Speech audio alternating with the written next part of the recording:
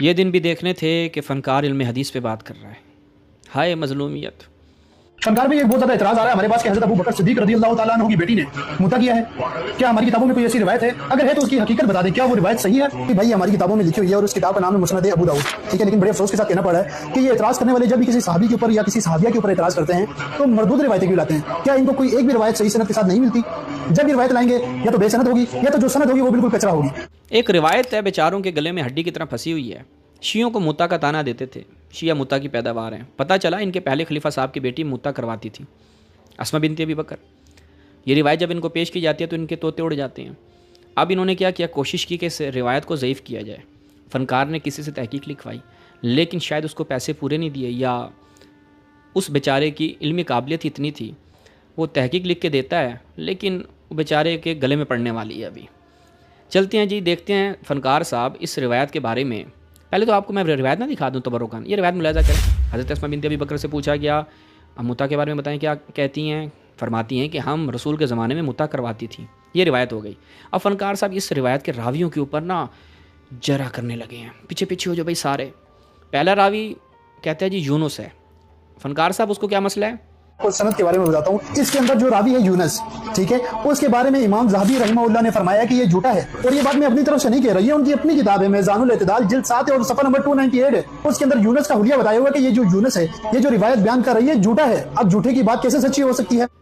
جی آپ نے سماعت فرمایا. پہلے راوی کے بارے میں کہتے ہیں یہ یونس ہے اور یہ تو کذاب ہے، فلان ہے، ڈمکان ہے. اچھا، اس بیچارے کو یہ نہیں پتا کہ اس روایت کی سند میں یہ یونس اس کا راوی نہیں ہے، بلکہ یہ شاگرد ہے ابو داؤد طیالسی کا، جس کی یہ کتاب ہے اور یہ نسخہ بردار ہے.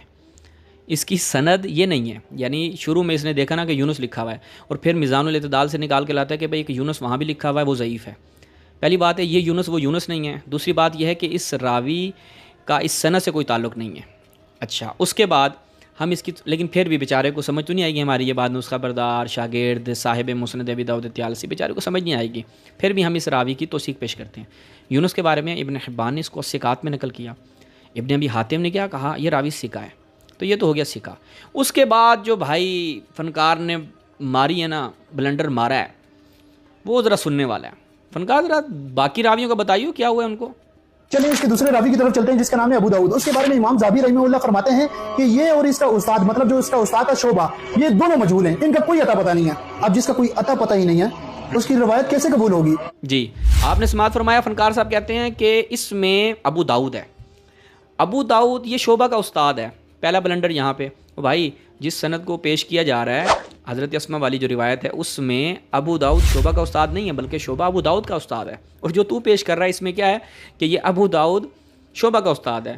تو یہ تیرا حوالہ کسی کام کا نہیں ہے. دوسری بات ہے کہ تو ان دونوں کو ضعیف کرنے کی جرت نہیں کر سکتا، بلکہ تمہارا روئے زمین پر مشرق سے لے کر مغرب تک کوئی سنی مولوی ان دونوں کو ضعیف کرنے کا سوچ بھی نہیں سکتا. کیوں؟ چونکہ جو یہ ابو داؤد ہے یہ صاحب کتاب ہے، جس کی کتاب سے یہ روایت پیش کی جاتی ہے. یہ امام ہے تمہارے ہاں، ثقہ، حافظ، فلاں فلاں. اور دوسرا شعبہ کو جانتے ہو؟ تو نے تو کہیں سے تحقیق لکھوائی ہے نا. یہ شعبہ تمہارا امیر المؤمنین فی الحدیث ہے، تمہارا امام جرح و تعدیل ہے. اس نے بنیاد رکھی ہے اس علم کی. شعبہ بن حجاج اس کو ضعیف کر رہا ہے. بھائی یہ بیچارے کو یہی نہیں پتا، یہ ناسبیوں کی غریبی کو، کہ اس بندے کو ضعیف کر رہا ہے کہ جس نے اس علم کی بنیاد رکھی ہے تمہارے مذہب میں. تو لہٰذا یہ تمہارے درد کی دوا راوی نہیں کر سکیں گے. یہ روایت صحیح ہے، ضعیف کر ہی نہیں سکتا. روئے زمین پر تمہارا کوئی بھی والد گرامی آ جائے اس روایت کو ضعیف نہیں کر سکتا. ہمارا چیلنج ہے. لہٰذا یہ روایت پوری زندگی تمہارے لیے درد سر ہے اور اس سے چھٹکارا حاصل نہیں کر سکتے.